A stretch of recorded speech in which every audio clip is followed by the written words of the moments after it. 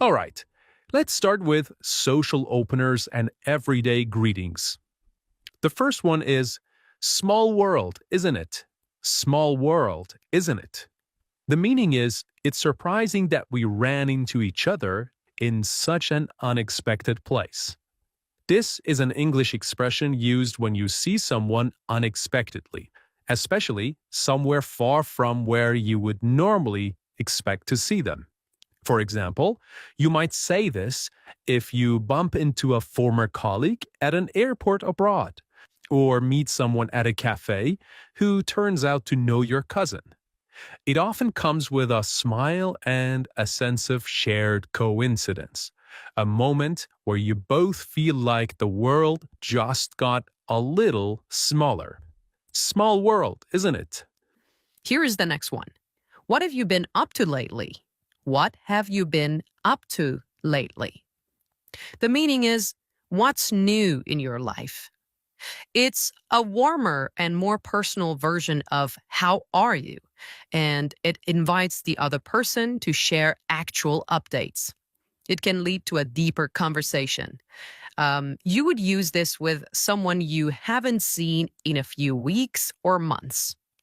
An old classmate, a coworker on another team, or a friend you lost touch with. Here is the next one. It's been ages. It's been ages.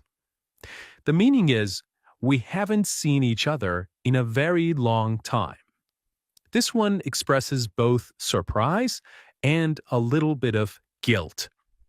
You might say it with a laugh or even a hint of embarrassment, especially if you meant to reach out but you didn't.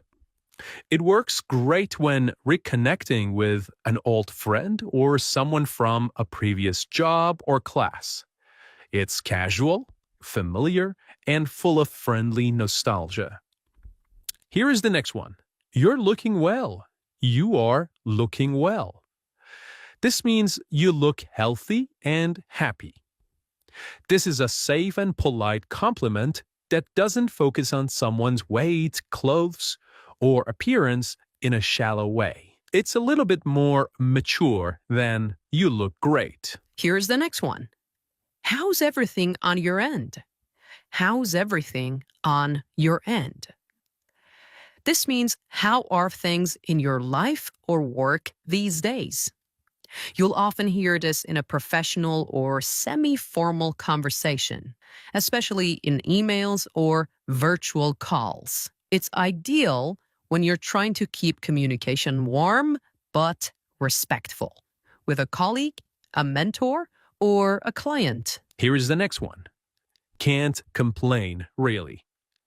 This means I'm doing fine, not amazing, but there is nothing bad to report.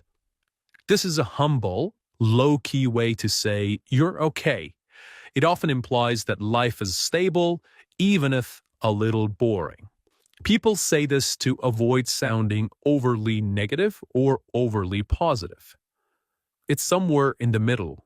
Here's the next one. Same old, same old. Same old, same old. This means nothing new is happening. Things are as usual. This is said with a sigh or a smile.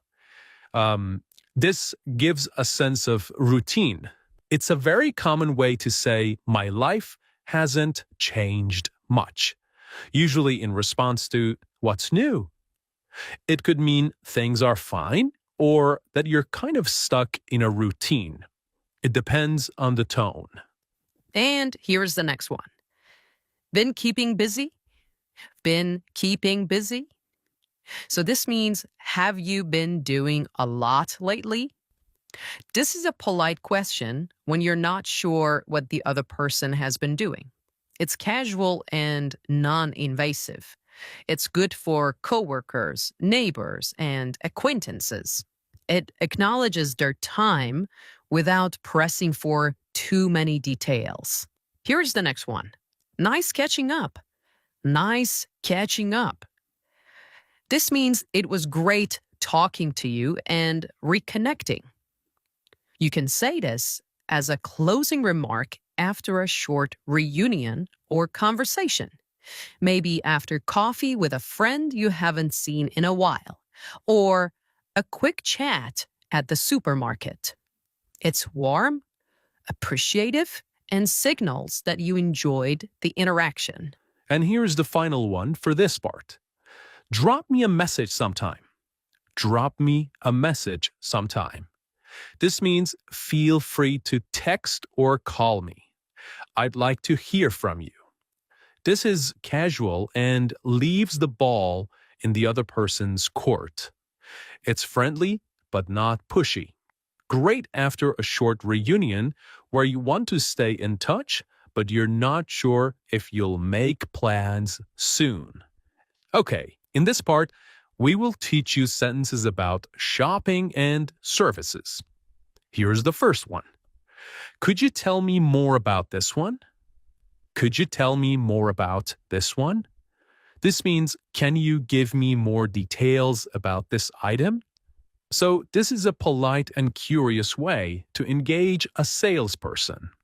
Imagine you're in a tech store looking at two different headphones.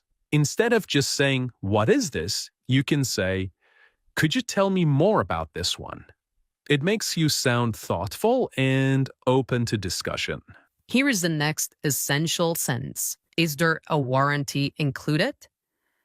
So this means, does this come with a guarantee in case it breaks? It's essential when buying electronics, home appliances, or anything expensive. You're making sure the seller takes responsibility if something goes wrong. Here's the next one. Do you offer any discounts? Do you offer any discounts? This means, can I get this for a lower price? Can I get this for a lower price? And this is a tactful way to bring up money without sounding cheap. And here's the next one. Can I try this on? Can I try this on? Can I try this on? So this means, may I wear this to see if it fits? Okay? Very useful when shopping for clothes, shoes, or accessories. You would say it before heading to a fitting room. And here's the next one. That's a bit outside my budget. That's a bit outside my budget. This means that's more than I can afford. So this is a softer way to say too expensive. It gives the seller a chance to offer alternatives or a better price. And here's the next one. Let me think about it. This means I'm not ready to decide right now. This phrase buys you time. You're saying no for now without shutting the door. It's a polite way to exit when you feel pressured. And here's the next one. I will come back for it later. So this means I might return to buy this. You may or may not actually return, and that's okay. This phrase lets you walk away without awkwardness. It's great when you're browsing or unsure. Here's the next one. Do you have this in a different color? Do you have this in a different color? So the meaning is this available in other colors? You can use this if you like the item, but not the color or design. It's common in clothing, shoes, or even electronics. Often, shops have more options in stock or online. All right, here's the next one. Can I return this if it doesn't fit? Can I return this if it doesn't fit? So, the meaning is it possible to bring this back if it's not right? Always ask this before buying clothes or shoes, especially if you're unsure. Return policies vary. Some shops accept returns easily, others don't. It's a responsible question and sellers usually respect it. And here's the final one for this part. I think I will leave it thanks. So this means I have decided not to buy it. This is a graceful way to say no. It's short, polite, and makes sure no one feels awkward, whether you're in a market, a boutique, or a high-end store. Now, let's move on to part 3, cafes and restaurants. Here's the first one. Could we get a table by the window if possible? Could we get a table by the window if possible? So, this means, can we sit near the window? This is a polite way to request a specific seat. And here's the next one. I'll have the grilled salmon, please. I'll have the grilled salmon, please. So this means I would like to order the grilled salmon. This is the standard and natural way to order food. You can swap in anything. I'll have the pasta, or I'll have the cappuccino. It's used in both casual and more formal dining settings. Here's the next one. Would you mind giving us a few more minutes? Would you mind giving us a few more minutes? So this means, can you come back later for our order?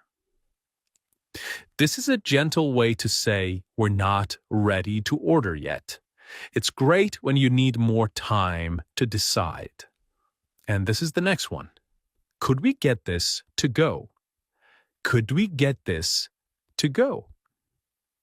This means, can we take this food with us? It's perfect when you've eaten part of a meal and want to take the rest home. And here's the next one. Excuse me, I think this isn't what I ordered. I think this isn't what I ordered.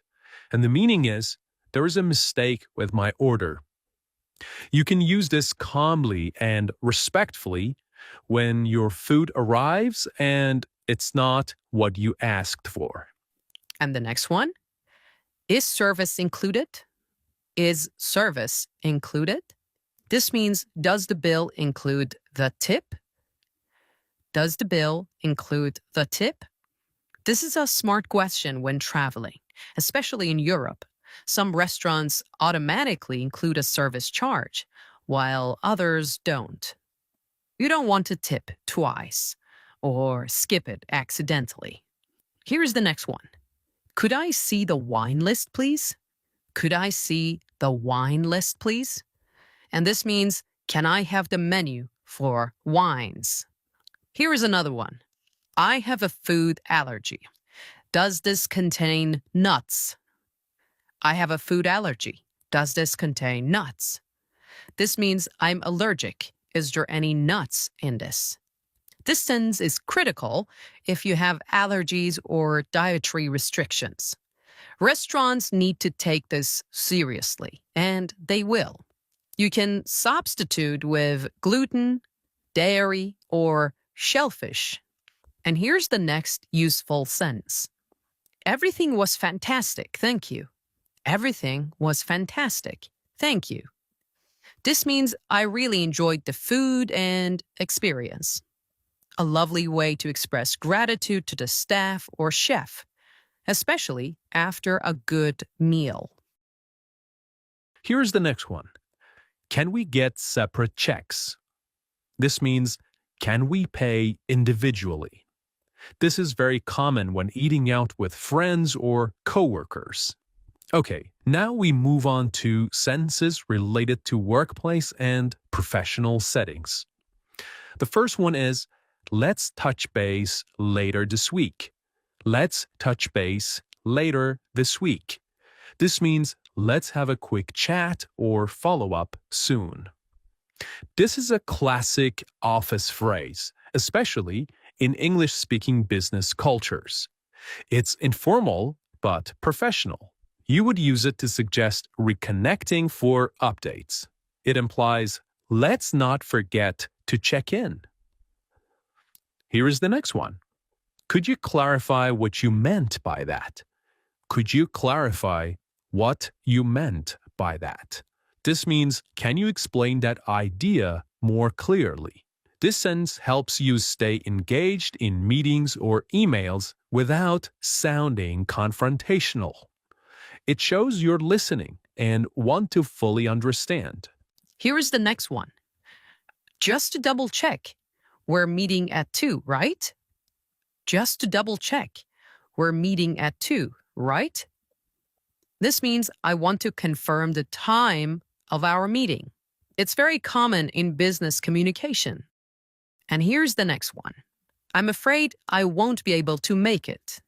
I'm afraid I won't be able to make it. This means I can't attend. This phrase is formal but kind. You're expressing regret, not just absence. And here's the next one. Would it be possible to reschedule? Would it be possible to reschedule? This means, can we change the time? This is a respectful way to suggest moving a meeting or appointment. And here's the next useful sentence. Let me loop you in on this email. Let me loop you in on this email. This means I'm adding you to the email thread so you're informed. This is used when you want someone to be aware of ongoing communication. And this one is useful in meetings. That's a great point. I hadn't thought of it that way. That's a great point. I hadn't thought of it that way. This means I agree, and your perspective is new to me. Saying this shows humility and open-mindedness. You're validating someone else's contribution and inviting further discussion. And here's the next one. Let's table that for now. Let's table that for now. This means let's pause the topic and maybe return to it later. Here's the next one. I'm happy to take the lead on this.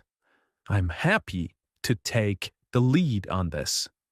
This means I'll be responsible for this project or task. Saying this shows initiative and confidence. It positions you as proactive and reliable.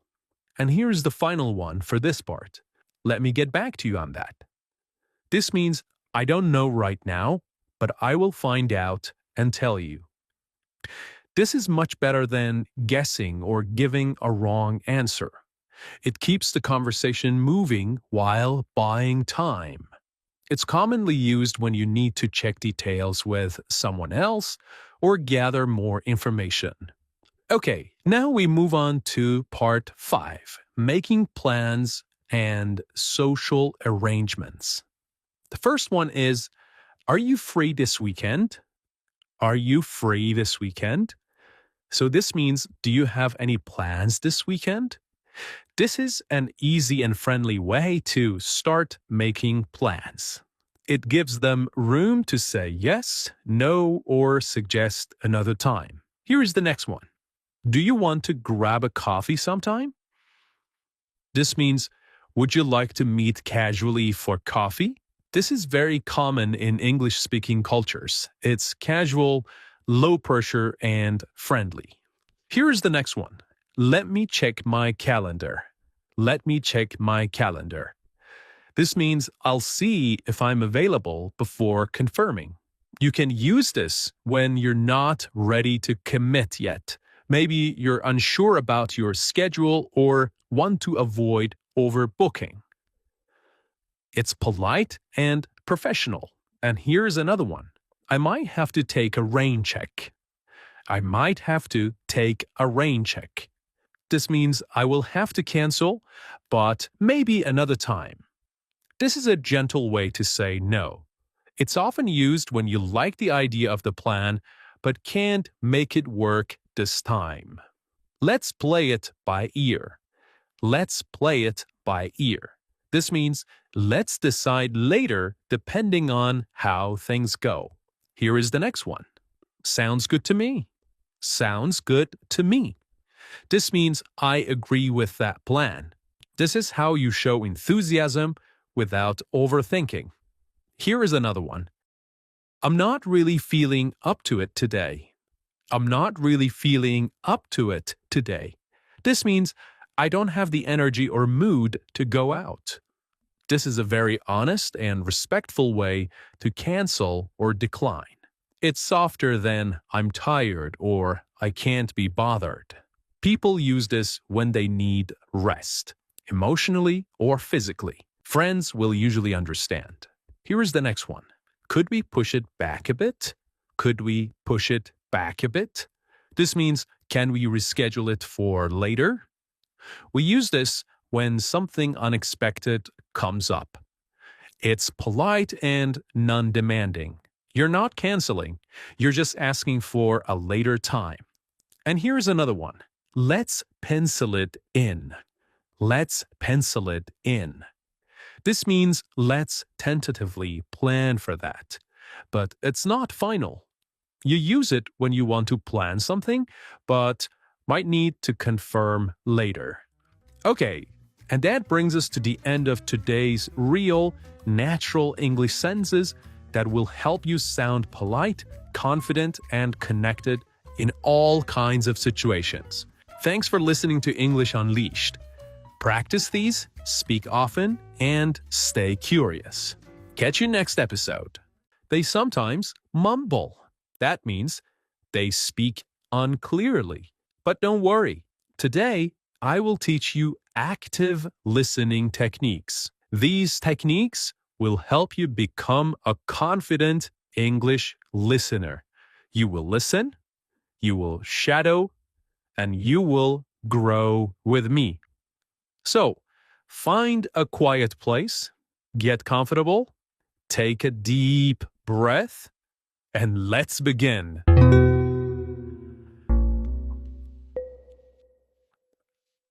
So, what does active listening mean? It means you don't just hear English. You really try to understand it. You stay focused. You pay attention. When people speak, there are many sounds, many words.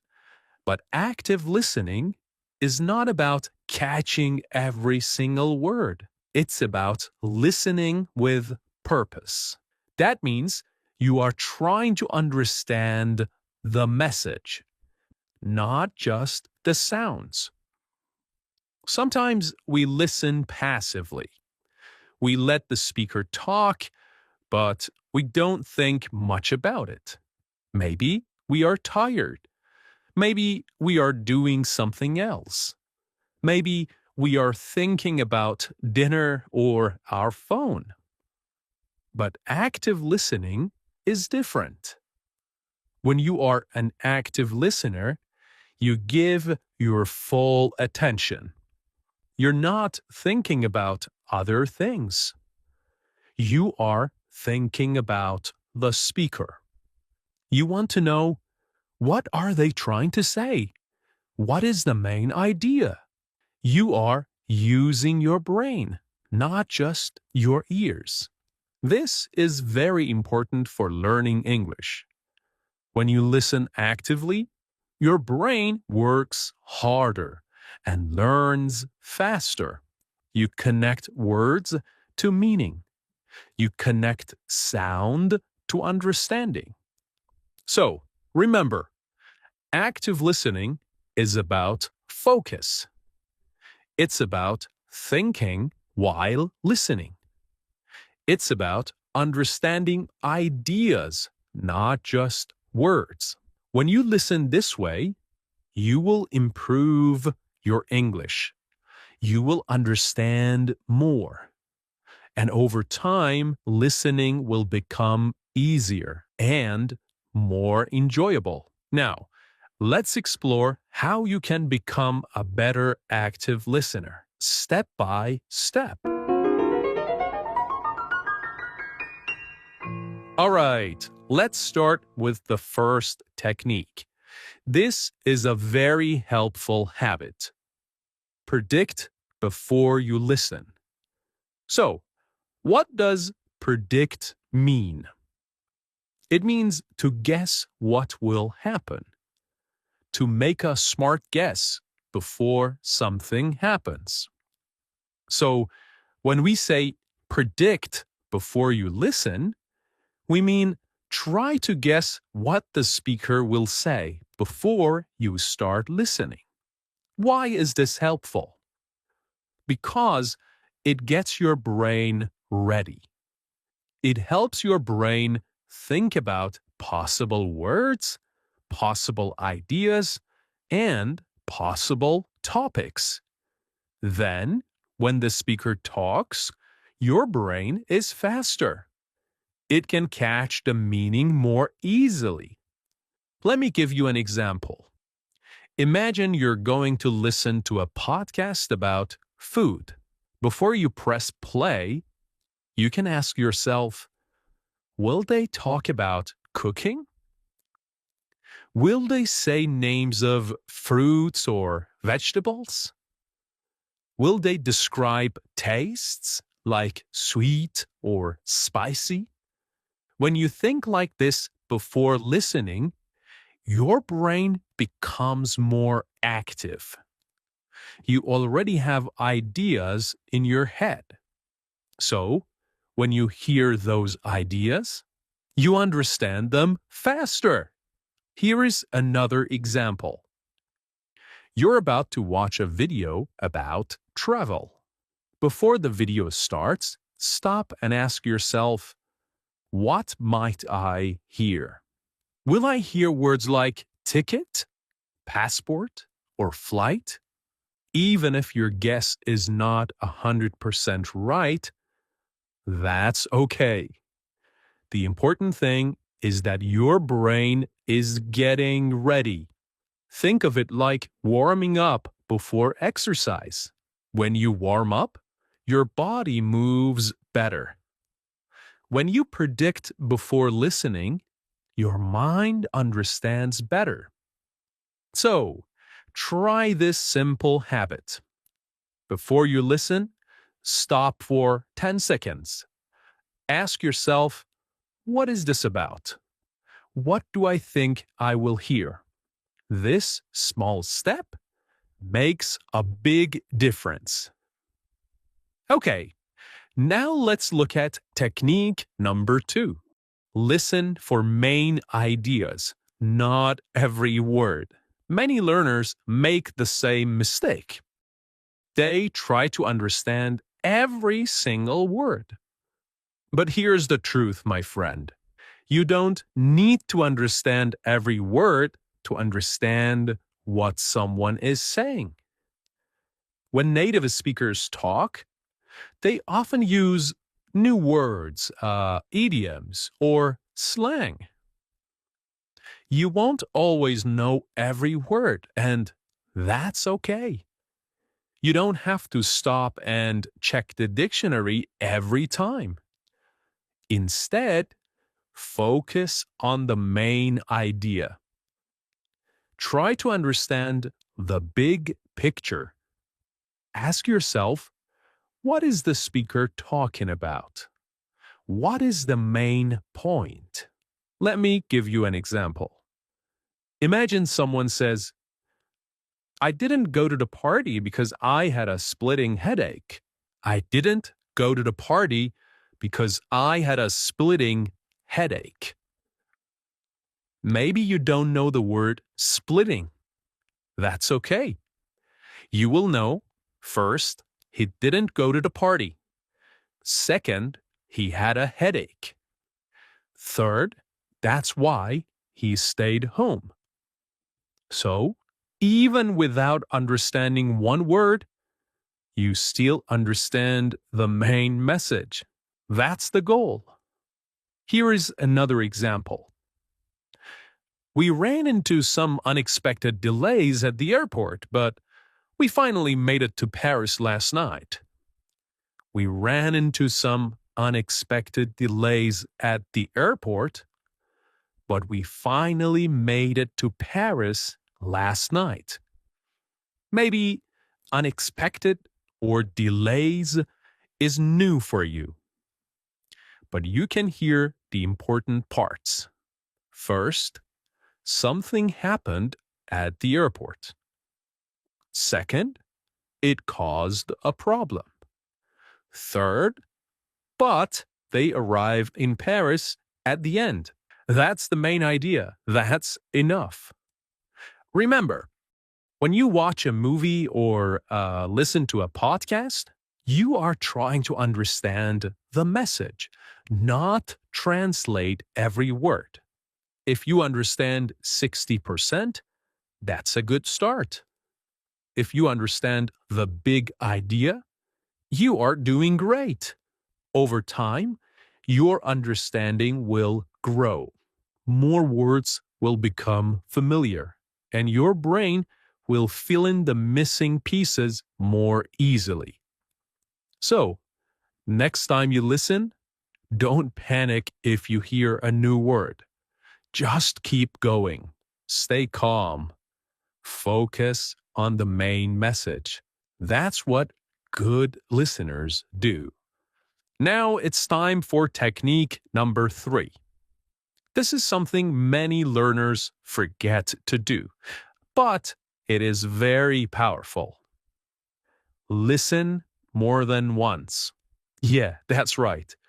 Don't listen just one time. Listen 2 times, 3 times, even more. Why? Because the first time you listen, your brain is just trying to catch the sound. It is getting used to the speaker's voice, the speed, the accent. Maybe you understand a little, maybe just a few words. That's okay. But the second time, your brain already knows what's coming.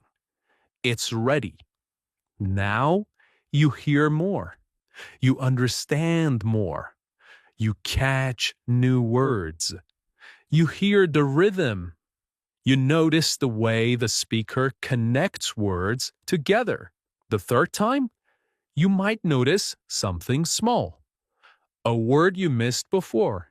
A funny expression. A feeling in the speaker's voice.